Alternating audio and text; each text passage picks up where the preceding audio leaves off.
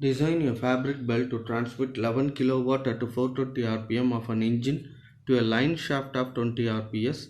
Engine pulley diameter is 550 mm and the center distance is 2 meter. Assume mu is equal to 0.2, number of plies is equal to 6. So இதில் வந்து fabric belt அப்படின்னு சொல்லிட்டு கொடுத்துருக்காங்க. Flat பெல்ட்டில் fabric பெல்ட்டை நம்ம design பண்ணணும்.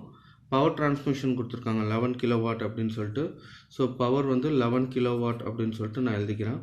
அதுக்கப்புறம் 420 rpm of an engine to the line shaft of 20 rps அப்படின்னு சொல்லி கொடுத்துருக்காங்க. இதில் வந்து ஆர்பிஎஸில் கொடுத்துருக்காங்க, இங்கே ஆர்பிஎம்மில் கொடுத்துருக்காங்க. ஆர்பிஎம் தான் வந்து ஸ்டாண்டர்ட் யூனிட், அதாவது இது வந்து ரெவல்யூஷன் பர் செகண்டில் கொடுத்துருக்காங்க. நீங்கள் இதை வந்து ரெவல்யூஷன் பர் மினிட்டில் மாற்றிங்க. ஸோ ஒரு செகண்டுக்கு 20 ரெவல்யூஷன் அடித்தா ஒரு நிமிஷத்துக்கு எவ்வளோ ரெவல்யூஷன் அடிக்கும் அப்படின்னு சொல்லிட்டு கால்குலேட் பண்ணணும். கண்டிப்பாக அதிகமாக தான் அடிக்கும், ஏன்னா ஒரு செகண்டுக்கே 20னா ஒரு நிமிஷத்துக்கு ஜாஸ்தியாக அடிக்கும். ஸோ எவ்வளோ அப்படின்னு சொல்லிட்டு கண்டுபிடிக்க நீங்கள் என்ன செய்யுங்க, இன்ட்டு 60ஆல் மல்டிப்ளை பண்ணிங்க. ஏன்னா ஒரு நிமிஷத்துக்கு 60 செகண்ட், அதனால் நம்ம செகண்ட்லேருந்து நம்ம என்ன செய்கிறோம், மினிட்டுக்கு கன்வெர்ட் பண்ணுறோம். அதனால் 60ஆல் மல்டிப்ளை பண்ணிங்க. ஸோ 20 × 60 போட்டிங்கன்னா உங்களுக்கு 1200 ஆர்பிஎம் வருது. ஸோ அப்போ இங்கே 2 ஆர்பிஎம் வந்துடுச்சு. இப்போ ஒன்று வந்து லைன் ஷாஃப்டோட ஸ்பீடு, இன்னொன்று வந்து இன்ஜினோட ஸ்பீடு. நான் முன்னாடியே சொன்ன மாதிரி சின்ன புள்ளி தான் அதிக ஸ்பீடில் சுற்றும், அப்போ பெரிய புள்ளி கொஞ்சம் ஸ்லோவாக தான் சுற்றும். ஸோ அப்போ அதிகமான ஸ்பீடை என்ன செய்யுங்க, சின்ன புள்ளிக்கு போடுங்க, கம்மியான ஸ்பீடை பெரிய புள்ளிக்கு போடுங்க. அப்போ இந்த 1200 ஆர்பிஎம் அப்படிங்கிறது இங்கே வரும், 420 ஆர்பிஎம்ங்கிறது இங்கே வரும். ஸோ அப்போ இதுதான் வந்து N1. N1 is equal to இவ்வளோ, N2 இஸ் ஈக்குவல் டு இவ்வளோ. ஸோ அப்போ இது பார்த்திங்கன்னா 1200 ஆர்பிஎம் அடிக்கிறது எதுன்னு சொல்லி பார்த்தீங்கன்னா லைன் ஷாஃப்ட் தான் அடிக்குது. அப்போ இது வந்து லைன் ஷாஃப்ட். 420 ஆர்பிஎம் அடிக்கிறது இன்ஜின். ஸோ அப்போ இதுக்கு வந்து இன்ஜின் அப்படின்னு சொல்லிட்டு போட்டோம். அடுத்தது இன்ஜின் புள்ளி டயமீட்டர் இஸ் 550 mm அப்படின்னு சொல்லி கொடுத்துருக்காங்க. இன்ஜின் புள்ளி டயமீட்டர்னால் நான் தான் இதுதான் சொன்னேன் இன்ஜின் அப்படின்னு சொல்லிட்டு. அப்போ இதோட டயமீட்டர் கொடுத்துருக்காங்க 550 mm அப்படின்னு சொல்லிட்டு. Centre distance is 2 metre. Centre டிஸ்டன்ஸ்னால் இந்த புள்ளிக்கும் இடைப்பட்ட சென்டர் டிஸ்டன்ஸ், இந்த டிஸ்டன்ஸ் வந்து கொடுத்துருக்காங்க. இது வந்து 2 மீட்டர் அப்படின்னு சொல்லி கொடுத்துருக்காங்க. ஸோ இதை இங்கே எழுதிக்கிறேன் 2 மீட்டர். இது மீட்டர்லேருந்து மில்லிமீட்டருக்கு மாத்திரம் இருந்தால் நீங்கள் 1000ஆல் மல்டிப்ளை பண்ணிங்க, அப்போ 2000 மில்லிமீட்டர் அப்படின்னு சொல்லிட்டு வந்துடும். அதுக்கப்புறம் மியூ இஸ் ஈக்குவல் 0.2 அப்படின்னு சொல்லி கொடுத்துருக்காங்க. மியூ அப்படின்னா பெல்ட்டுக்கும் புள்ளிக்கும் இடையில் உள்ள ஃப்ரிக்ஷன், கோஎஃபிஷியன்ட் ஆஃப் ஃப்ரிக்ஷன், அது வந்து 0.2. நம்பர் ஆஃப் ப்ளைஸ் பொதுவாக கொடுக்க மாட்டாங்க, ஆனால் இந்த சம்மில் கொடுத்துட்டாங்க அவங்களே. ஸோ பெல்ட்டில் மொத்தம் 6 ப்ளை இருக்குது, 6 அப்படின்னு சொல்லிட்டு எடுத்துக்கிட்டோம்.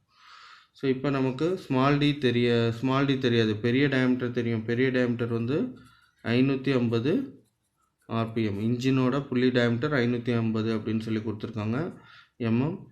N1 வந்து 1200 ஆர்பிஎம், N2 வந்து 420 ஆர்பிஎம். இப்போ நம்ம ஃபஸ்ட்டு ஸ்டெப்பை பொறுத்த வரைக்கும் கண்டுபிடிக்க வேண்டியது ஸ்மால் டியும் ஐயும் கண்டுபிடிக்கணும். ஃபஸ்ட்டு வந்து ஸ்மால் டி கண்டுபிடிச்சிக்கலாம், நான் இதை மட்டும் எடுத்துக்கிறேன். ஸோ அப்போ இந்த ஐயை ஒமிட் பண்ணிடலாம். N1 divided by N2 is equal to capital D divided by small d அப்படின்னு சொல்லிட்டு இருக்குது. இப்போ நம்ம இதில் எது கண்டுபிடிக்கணும்னா ஸ்மால் டி தான் கண்டுபிடிக்கணும், ஆனால் அது கீழே இருக்குது, அதை மேலே கொண்டு வரணும். ஸோ மேலே கொண்டு வரணுன்னா நீங்கள் இந்த ஃபார்முலாவே அப்படியே தோசை திருப்புற மாதிரி என்ன செய்யணும், அப்படியே பரட்டிட வேண்டியதான் ரெண்டு சைடும். அப்போ எப்படி ஆகும்னா N2 divided by N1 is equal to D divided by d அப்படின்னு சொல்லிட்டு மாறிட்டோம். இந்த ஃபார்முலாவுக்கு இந்த ஃபார்முலாவுக்கு என்ன வித்தியாசம் அப்படின்னு சொல்லி பார்த்தீங்கன்னா அப்படியே நம்ம தோசை திருப்புற மாதிரி என்ன செஞ்சுருக்கோம், ஃபார்முலாவை இந்த சைடும் நம்ம டர்ன் பண்ணியாச்சு. அடுத்ததாக இந்த டி கண்டுபிடிக்கணும்னா இந்த டியை அந்த சைடு அனுப்பிச்சிடணும். இந்த டி அந்த சைடு அனுப்பும்போது கீழே உள்ள டி மேலே வந்துடும். அப்போ என்ன ஆகிடும் அப்படின்னு சொல்லி பார்த்தீங்கன்னா N2 divided by N1 into capital D is equal to டின்னு வந்துடும். இங்கே உள்ள டினாமினேட்டரில் உள்ள டி டிவைடாக உள்ளது மல்டிப்ளிகேஷனாக மாறிடுச்சு. இப்போ இதோட வேல்யூலாம் சப்ஸ்டியூட் பண்ணலாம். N2 நமக்கே தெரியும் 420, டி வேல்யூ தெரியும் 550, N1ஓட வேல்யூ தெரியும் 1200 ஈக்குவல் டு டி அப்படின்னு சொல்லிட்டு வந்துருச்சு.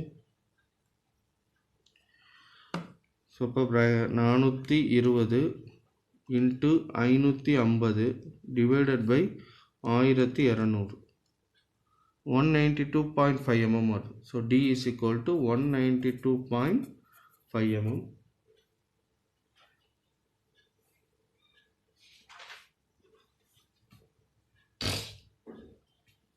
ஸோ இந்த டி வேல்யூ வந்து நம்ம டேட்டா புக்கை பார்த்து ஸ்டாண்டர்ட் டயாமீட்டர் எடுத்துக்கலாம். புள்ளியோட ஸ்டாண்டர்ட் டயாமீட்டர் கொடுத்துருப்பாங்க. இதில் கொடுத்துருக்காங்க ரெக்கமெண்டட் சீரீஸ் ஆஃப் புள்ளி டயாமீட்டர் அண்ட் டாலரன்ஸ் அப்படின்னு சொல்லிட்டு PhD design data book page number 7.54 கொடுத்துருக்காங்க. இதில் புள்ளியோட டயாமீட்டர்லாம் கொடுத்துருக்காங்க. இதில் பார்த்தீங்கன்னா நமக்கு வர்றது 192. அதை விட அதிகமாக எங்கே வருது அப்படின்னு சொல்லி பாருங்கள். இங்கே பார்த்தீங்கன்னா 160, 180, அதுக்கு அடுத்தது 200 போயிடுச்சு. ஸோ நம்ம 200 சூஸ் பண்ணிக்கலாம். அப்போ D = 200 mm அப்படின்னு சொல்லிட்டு வந்துருச்சு. ஸோ இப்போ நம்ம 2 கண்டுபிடிச்சாச்சு. அடுத்தது I மட்டும் கண்டுபிடிக்கணும். ஸ்பீட் ரேஷியோ I = D/d தான் ஃபார்முலா. கேபிட்டல் D வந்து 550, ஸ்மால் d வந்து 200.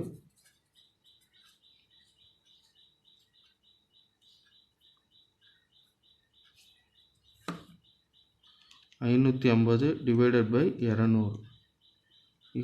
2.75 வருது. 2.75 இது வந்து I வேல்யூ. அடுத்ததாக செகண்ட் ஸ்டெப்பில் பார்த்தீங்கன்னா டிசைன் பவர் கண்டுபிடிக்கணும். அதுக்கு முன்னாடி டீட்டா கண்டுபிடிச்சிக்கணும். டீட்டாவோட formula 180 - d/d/c × 60. இந்த ஃபார்முலா பேஜ் நம்பர் 7.53 டேட்டா புக்கில் இருக்குது.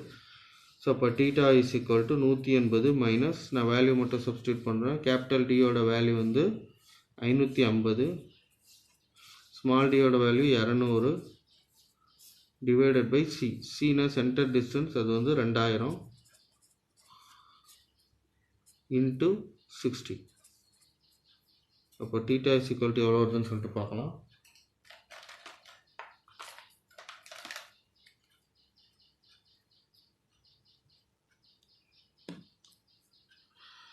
ஃபஸ்ட்டு இது ப்ராக்கெட்டில் உள்ளதை சால்வ் பண்ணிக்கிறேன். 550 - 200 = × 60 / 2000 × 10.5 வருது. ஸோ 180 அப்படியே இருக்குது. மைனஸ் இதோட வேல்யூ பார்த்தீங்கன்னா 10.5 வருது. ஸோ அப்போ 180 நான் வந்து -10.5 போட்டிங்கன்னா 169.5 வருது. 169.5 டிகிரி வருது. இது வந்து ஆங்கிள் டீட்டா. ஸோ அடுத்ததாக வந்து நம்ம கேஎஸ் கேடீட்டா வேல்யூ கண்டுபிடிக்கணும். கேஎஸ் அப்படிங்கிறது லோட் கரெக்ஷன் ஃபேக்டர், கேடீட்டா அப்படிங்கிறது arc of contact factor. Page number 7.53 பார்த்து நம்ம கண்டுபிடிக்கணும் கேஎஸ் வேல்யூ.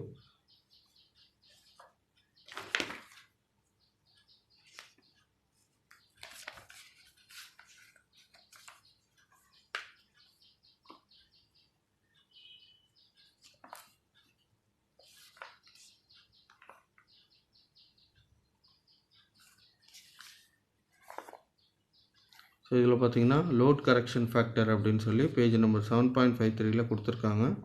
இதில் வந்து நமக்கு என்ன கொடுத்துருக்காங்க அப்படின்னா லைன் ஷாஃப்ட் அப்படின்னு சொல்லி கொடுத்துருக்காங்க கொஸ்டினில். லைன் ஷாஃப்ட் அப்படின்னு சொல்லிட்டு, ஸோ இங்கே லைன் ஷாஃப்ட் அப்படின்னு சொல்லிட்டு இந்த பாயிண்டில் வருது லைன் ஷாஃப்ட். ஸோ இன்டர்மீடியட் லோட்டில் வர்றதுனால நமக்கு வேல்யூ எவ்வளோ எடுத்துக்கலாம், 1.3 அப்படின்னு சொல்லிட்டு எடுத்துக்கலாம். ஸோ அப்போ கேஎஸ் லோட் கரெக்ஷன் ஃபேக்டர் வந்து 1.3. அடுத்ததாக கே டீட்டா கண்டுபிடிக்கணும், ஆர்க் ஆஃப் கான்டாக்ட். அது பேஜ் நம்பர் 7.54 கொடுத்துருக்காங்க. இங்கே வந்து ஆங்கிள் கொடுத்துருக்காங்க ஆர்க் ஆஃப் கான்டாக்ட், இங்கே வந்து கரெக்ஷன் ஃபேக்டர் கொடுத்துருக்காங்க. ஸோ ஆங்கிள் வந்து நமக்கு 169.5 வருது. அப்ராக்சிமேட்டாக 170 வருது. ஸோ 170க்கு கீழே எவ்வளோ கொடுத்துருக்காங்க அப்படின்னா 1.04 கொடுத்துருக்காங்க. ஸோ 170 கீழே வேல்யூ வந்து 1.04 அப்படின்னு சொல்லி கொடுத்துருக்காங்க. ஸோ 1.04 நான் எடுத்துக்கிட்டேன். இதுக்கப்புறம் இன்னொன்று ஃபேக்டர் ஒன்று கண்டுபிடிக்கணும். அது வந்து கேடி, ஸ்மாலர் புள்ளி டயாமீட்டர் ஃபேக்டர். அதுக்கு வந்து டேட்டா புக்கில் இந்த டேபிள் கொடுக்கல, அதனால் இதை கொஞ்சம் நீங்கள் ஓரளவு பழைய டேட்டா புக்கை பார்த்து நம்ம எழுதிக்க வேண்டியது தான். ஸோ இதில் வந்து ஸ்மாலர் புள்ளியோட டயாமீட்டர் எவ்வளோ வருது அப்படின்னு சொல்லிட்டு பாருங்கள். ஸ்மாலர் புள்ளியோட டயாமீட்டர் வந்து சின்ன புள்ளியோட டயாமீட்டர் வந்து 200 வந்துச்சு. இந்த இடத்துல 200ன்னு போட்டுங்க, 200 mm. ஸோ 200 mm எங்கே வருது அப்படின்னா இங்கேயும் வருது, இங்கேயும் வருது. 100லேருந்து 200 மட்டும் இருந்தால் 0.6, 200லேருந்து 300 மட்டும் இருந்தால் 0.7 அப்படின்னு சொல்லி கொடுத்துருக்காங்க. ஸோ நான் வந்து 0.6 இந்த வேல்யூ எடுத்துக்கிறேன். 0.6 அப்படின்னு சொல்லிட்டு 200 விட ஜாஸ்தியாக இருந்தால் நான் இந்த வேல்யூ போடுறேன். அடுத்ததாக டிசைன் பவர் பிடி கண்டுபிடிக்கணும். P × KS / K θ × KD இதுதான் ஃபார்முலா. இதில் பிங்கிறது அவங்க கொஸ்டினில் கொடுத்துருக்க பவர், கிவன் பவர் 11 கிலோவாட் அப்படின்னு சொல்லி கொடுத்துருக்காங்க. அது போட்டுங்க. 11 இன்ட்டு கேஎஸோட வேல்யூ, கேஎஸ் இப்போ தான் கண்டுபிடிச்சோம், 1.3 divided by K theta 1.04 into KD value 0.6.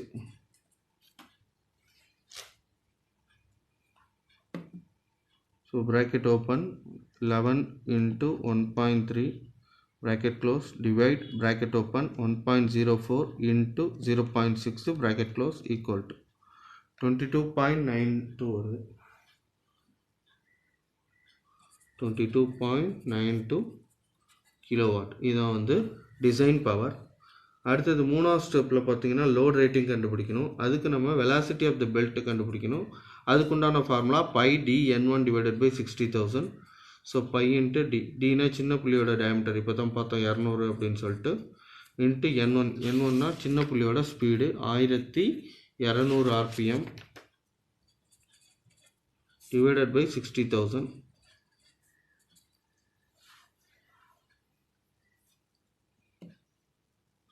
Shift pi into 200 into 1200 divided by 60,000 equal to 12.566 no, 12.56 meter per second. அதுக்கப்புறம் நம்பர் ஆஃப் பிளேஸ், யூஸ்வலாக நம்பர் ஆஃப் பிளேஸ் வந்து நம்ம இதுலேருந்து எடுக்கணும். லெதர் பெல்ட்டாக இருந்தால் 3 பிளே மட்டும் எடுக்கலாம், ரப்பர் பெல்ட்டாக இருந்தால் 3 to 12, ஃபேப்ரிக் பெல்ட்டாக இருந்தால் 3 to 8 பிளே எடுக்கலாம். ஆனால் அவங்களே வந்து நம்பர் ஆஃப் பிளேஸ் கொடுத்துட்டாங்க கொஸ்டினில், அவங்க கொடுத்தா அந்த பிளே தான் எடுக்கணும்.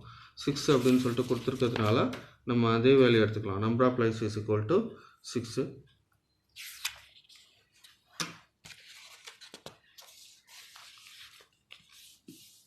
ஸோ அடுத்ததான் வந்து ஃபேப்ரிக் பெல்ட். ஆக்சுவலாக அவங்களே கொடுத்துட்டாங்க ஃபேப்ரிக் பெல்ட் அப்படின்னு சொல்லிட்டு. லெதர் பெல்ட்டோ ரப்பர் பெல்ட்டோ நம்மளால் எடுக்க முடியாது, ஏன்னா அவங்களே கொஸ்டினில் ஃபேப்ரிக் பெல்ட் அப்படின்னு சொல்லிட்டு கொடுத்துட்டாங்க. ஸோ ஃபேப்ரிக் பெல்ட்டில் 2 டைப் இருக்குது. ஒன்று வந்து ஃபோர்த் டக் பெல்ட்டுன்னு சொல்லுவாங்க, இன்னொன்று வந்து ஹை ஸ்பீடு பெல்ட் அப்படின்னு சொல்லிட்டு சொல்லுவாங்க.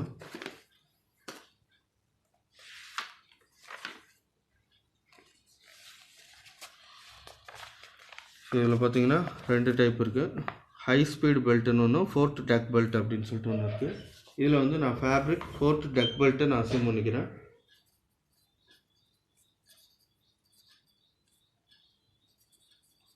ஃபோர்த் டக் பெல்ட்டை நான் அசியூம் பண்ணிக்கிறேன். இதுக்குண்டான லோட் ரேட்டிங் எவ்வளோ அப்படின்னு சொல்லிட்டு நம்ம பார்க்கணும்.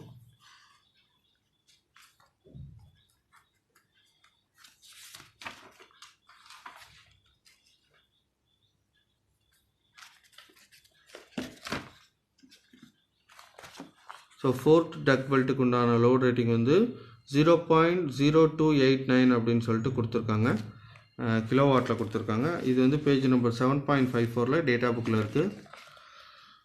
0.0289 அப்படின்னு சொல்லிட்டு கிலோவாட்டில் உள்ளதை எடுத்துருக்கு. ஹார்ஸ் பவர்லேயும் கொடுத்துருக்காங்க, அதை எடுத்துக்காதீங்க, கிலோவாட்டில் உள்ளதை எடுத்துங்க. ஸோ இப்போ இதோட லோட் ரேட்டிங் வந்து 0.02889 kilowatt per mm per play. இது வந்து 10 மீட்டருக்கு இந்த அளவுக்கு லோடு ரேட்டிங் கொடுத்துருக்காங்க.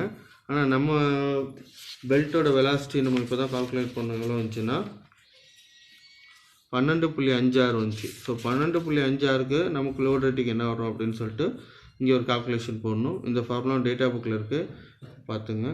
ஸோ இது ஃபார்முலா வந்து load rating at V meter per second is equal to load rating at 10 meter per second into V/10. இதான் formula. Load rating at 10 meter per second நமக்கு எவ்வளோ வந்துச்சு, 0.0289 இன்ட்டு வெலாசிட்டி வந்து 12.56 வந்துச்சு, divided by 10 equal to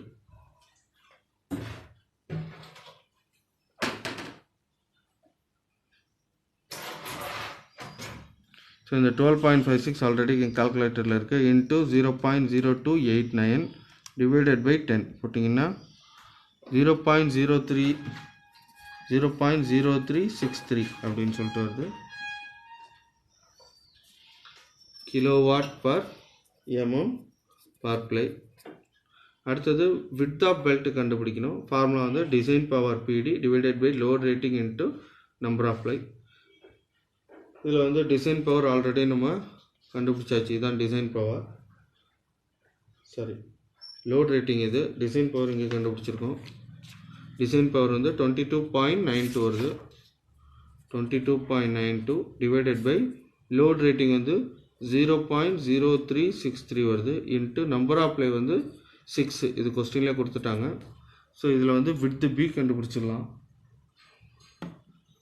so அப்போ இந்த load rating value already கால்குலேட்டரில் இருக்குது. 22.92 divide bracket open answer into 6 bracket close equal to 105 வருது. 105.18 mm அப்படின்னு சொல்லிட்டு பெல்ட்டோட விட்த் வருது. இதை வந்து நம்ம ரவுண்ட் ஆஃப் பண்ணணும். டேட்டா புக்கை பார்த்து பேஜ் நம்பர் 7.52.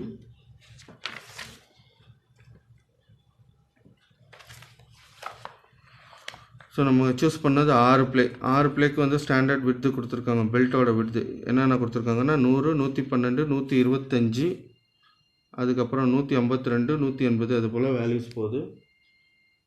இதில் வந்து நம்ம